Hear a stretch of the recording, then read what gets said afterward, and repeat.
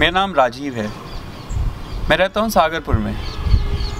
Sagarpur is an unauthorised colony. जब vote मांगने आते हैं लोग तब इस बात की बात नहीं चलती कि अनऑथोराइज्ड है। Why do we even vote, why are votes matter. लेकिन जब रोड बनने की बात हो, जब सीवर डलने की बात हो, तब भाई ये अनऑथोराइज्ड कॉलोनी है, यहाँ नक्शे पास नहीं है। And nobody bothers to attend such places.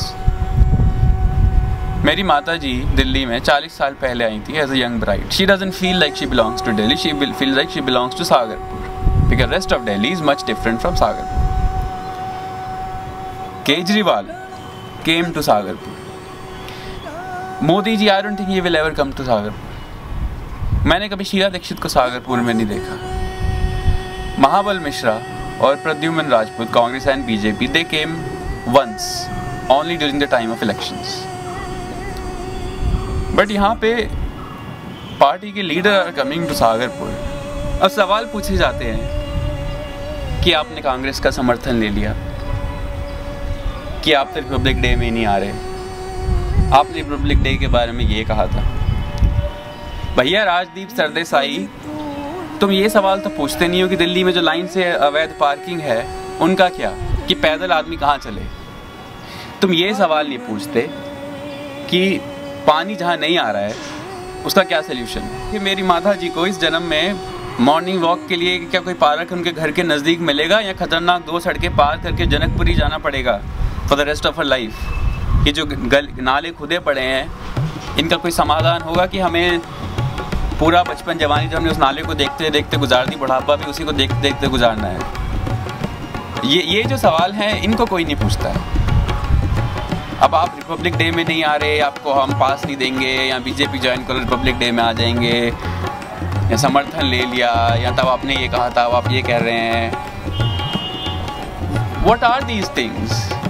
अब इससे हमें क्या लेना कि वो यू टर्न कर रहा है, कि वाई टर्न कर रहा है, कि जी टर्न कर रहा है। भैया जो बोला है वो करके दे रहा है या करके देंगे। आप ये भी तो देखिए कि किसको कितनी नॉलेज है। डस किरण बेदी नो कि एक राशन कार्ड लेने के लिए कितने पापड़ बेलने पड़ते हैं। एक आधार कार्ड तक लेने के लिए, जिसे कहते हैं मूलभूत आधार है भारतीय नागरिक का, उसके लिए कितनी जिल्लत सहनी पड़ती है इस देश में। तो इसके बिना कैसे वो सरकार चलाएंगी जब उन्हें धरातल की सच्चाई ही नहीं पता। अगर इस बार आम आदमी पार्टी नहीं जीती और उनको पूरी पावर नहीं दी गई, the power that they need to deliver all that they promised, तो भाई कोई बहुत ज़्यादा आशाएं नहीं है कि चीज़ें बदल जाएंगी। आप खुद ही देखते हैं कि धड़ल्ले सी चीज़ें वायलेट होती हैं, रूल्स वायलेट हो रहे हैं। अब एक पोस्ट ऑफिस तक में जाओ, कोई नज़र उठा के आपको नहीं देखता, कोई ये नहीं बोलता है कि मैं आपकी क्या मदद कर सकता हूँ।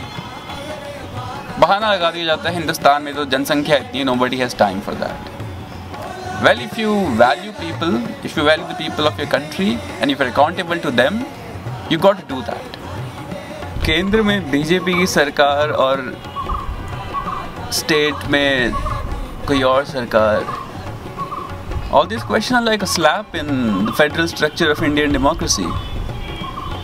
Why did we have decentralization? The states have independence irrespective of whoever runs the country at the center. What kind of nonsense is that? That if a government at center is the same as the government in a state, तो काम अच्छा होगा। I don't get it.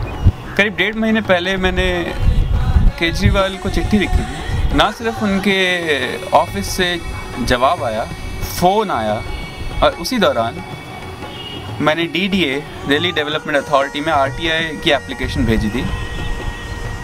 एक बार नहीं, 3 बार, और तीनों बार उन्होंने पूरा लिफाफा वापस भेज दिया।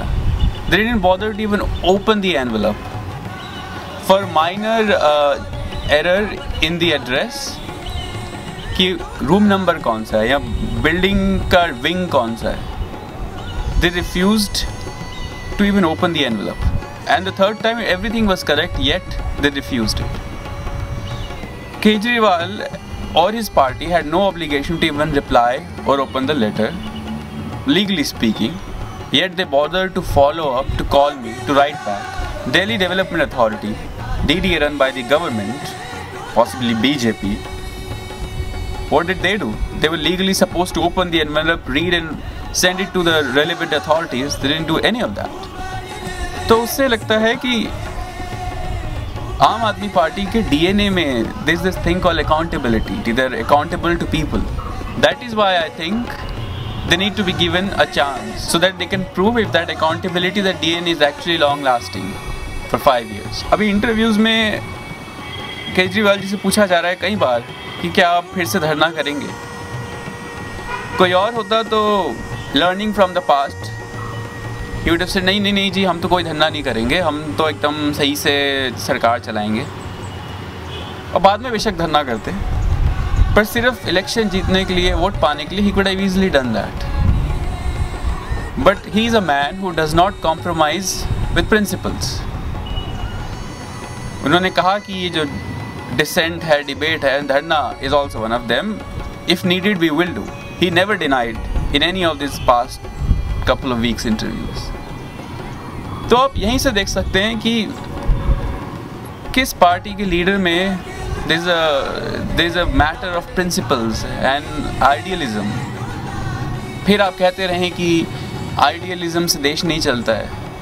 भाई आज़ाद तो देश आइडियलिज्म से ही हुआ था शायद. मैं दिल्ली में नहीं रहता, मैं खुद वोट नहीं कर सकता.